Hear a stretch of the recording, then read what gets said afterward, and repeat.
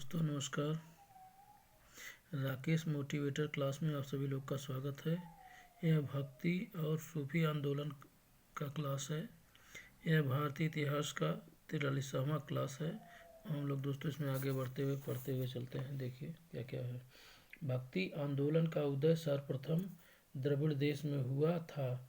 वहाँ से उसका प्रचार प्रसार उत्तर भारत में किया गया। भागवत पुराण में कहा गया है कि भक्ति द्रविड़ देश में जन्मी, कर्नाटक में विकसित हुई तथा कुछ काल तक महाराष्ट्र में रहने के बाद गुजरात में पहुंचकर जीर्ण हो गई।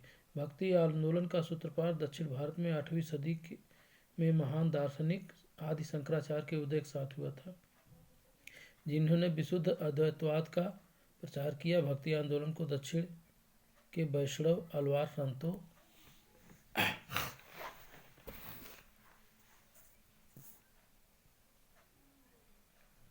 शैव नयनार संतों ने प्रसारित किया।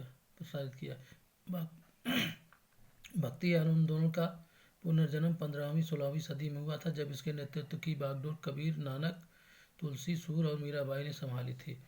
मध्यकालीन भारत में सूफियों के उद्भव के समाज में समरसता फैलाने में मदद मिली। ये सूफी ध्यान साधना और कठोर श्वास नियम जैसी यौगिक क्रियाओं को किया करते थे। वे एकांत में कठोर यौगिक व्यायाम करते थे तथा समाज में एकता और सौहार्द फैलाने, श्रोताओं में आध्यात्मिक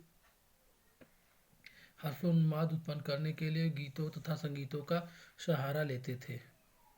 कामरूप, जो असम राज्य में स्थित है, वहाँ पर वैष्णव धर्म को लोकप्रिय बनाने का कार्य शंकरदेव ने किया था।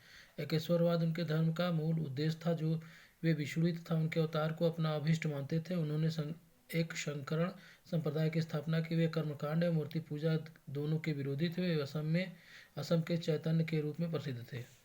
श्री वल्लभाचार्य सोमयाजी कुल के तेलुगु ब्राह्मण श्री लक्ष्मण भट्ट के पुत्र थे। परंपरा अनुसार उन्होंने रुद्र संप्रदाय के प्रवर्तक विष्णु स्वामी के मत का अनुसरण तथा उसका विकास में अपना शुद्धाद्वैत मत या पुष्टि मार्ग प्रतिष्ठित किया। ये अग्नि के अवतार माने जाते हैं। वल्लभाचार्य जी द्वारा रचित महत्वपूर्ण ग्रंथ ब्रह्मसूत्र का अरुभाष्य और बृहद्भाष्य, भागवत की सुबोधनी टीका, भागवत तत्वदीप निबंध, पूर्व मीमांसा भाष्य, गायत्री भाष्य, पत्रावलंबन, दशम स्कंध अनुक्रमणिका, त्रिविध नामावली आदि। द्वैतवाद के प्रवर्तक माधवाचार्य हैं। विशिष्ट द्वैतवाद के प्रवर्तक रामानुजाचार्य हैं, जबकि द्वैताद्वैत के प्रवर्तक निम्बार्क हैं, जो कि सनक संप्रदाय से संबंधित है। उत्तर भारत में रामानंद भक्ति आंदोलन के प्रथम प्रवर्तक थे, जिनका जन्म 1299 ईस्वी में प्रयागराज के कान्यकुब्ज ब्राह्मण परिवार में हुआ था। ये संगुण ईश्वर में निवास करते थे। उन्होंने सर्वप्रथम अपने देश संदेश का प्रचार प्रसार हिंदी में किया।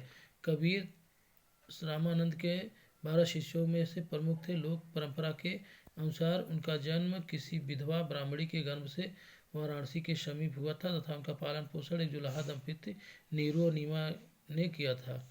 बीजक संत कबीर के उपदेशों का संकलन है, जो कबीरपंथी संप्रदाय के मानने वालों का पवित्र ग्रंथ है। शबद, साखी एवं रामायणी कबीर की रचनाएं हैं, परंतु धर्मदास के साथ उनके संवादों का संकलन अमरमूल शीर्षक के अंतर्गत प्राप्त होता है। संत मूलकदास का जन्म लाला सुंदरदास खत्री के घर में 1574 ईस्वी में कड़ा, वर्तमान उत्तर प्रदेश का कौशाम्बी जिला में हुआ था।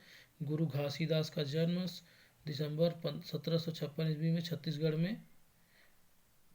में बदौला बाजार भाटपारा जिले के गिरौदपुरी गांव में हुआ था, जिनके पिता महंगूदास तथा माता अमरौतीन बाई थी। भगवान शिव की प्रतिष्ठा में भारत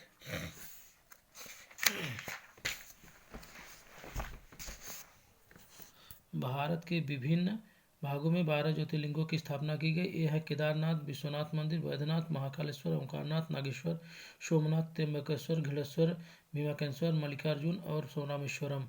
गुरु नानक का जन्म 1469 ईस्वी में तलवंडी नामक स्थान पर हुआ था। अब यह ननकाना साहब कहलाता है। पाकिस्तान का पंजाब प्रांत ननकाना साहब जिले में स्थित है। गुरु नानक की मृत्यु 1539 ईस्वी में डेरा बाबा नामक स्थान पर हुई थी। गुरु नानक 1469 से 1539 ईस्वी में सिख धर्म की स्थापना सिकंदर लोदी 1489 से 1517 ईस्वी के समय में की थी। गुरु नानक एकेश्वरवाद में विश्वास रख करते थे तथा निर्गुण ब्रह्म की उपासना पर बल देते थे। गुरु नानक का कहना है कि भक्ति ईश्वर के गुणों को जानता है। ईश्वर भक्ति के गुणों को जानता है, वह उसकी जाति के बारे में नहीं पूछता, क्योंकि दूसरे लोक में कोई जाति नहीं होती। गुरु नानक ने गुरु का लंगर नाम से मुक्त सामुदायिक रसोई की शुरुआत की। उनके अनुयायी किसी भी जाति पर ध्यान दिए बिना एक साथ भोजन करते हैं। मीराबाई मेड़ता के रतन सिंह राठौर की इकलौती पुत्री थी। इनका जन्म 1428 में मेड़ता के कुदकी नामक ग्राम में हुआ था। इनका विवाह उदयपुर के प्रसिद्ध शासक राणा सांगा के ज्येष्ठ पुत्र युवराज भोजराज से हुआ था। महाराष्ट्र में भक्ति आंदोलन को लोकप्रिय बनाने के में नामदेव की महत्वपूर्ण भूमिका थी। इनका जन्म 1270 ईस्वी में नरसी गांव महाराष्ट्र में हुआ था। इनके गुरु विशोबा खेचर थे। नामदेव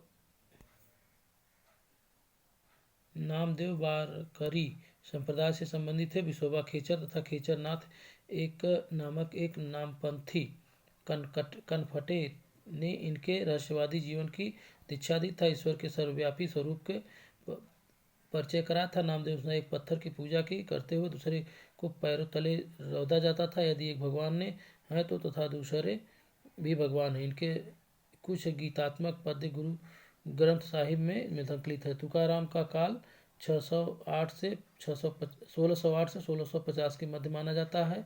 ऐसी मान्यता है कि 1608 में जन्मे संत तुकाराम 1650 में अदृश्य हो गए। यह वारकरी संप्रदाय से संबंधित है। दादू दयाल का जन्म 1544 से 1606 ईस्वी के मध्य था। त्यागराज का समय 1767 से 1847 ईस्वी तक हुआ। यह भक्ति मार्ग की कवि कर्नाटक संगीत के महान संगीतक है। दोस्तों, इसके साथ यह 43वां क्लास समाप्त होता है। 44वें क्लास में फिर मुलाकात होगी। तब तक के लिए दोस्तों नमस्कार, धन्यवाद।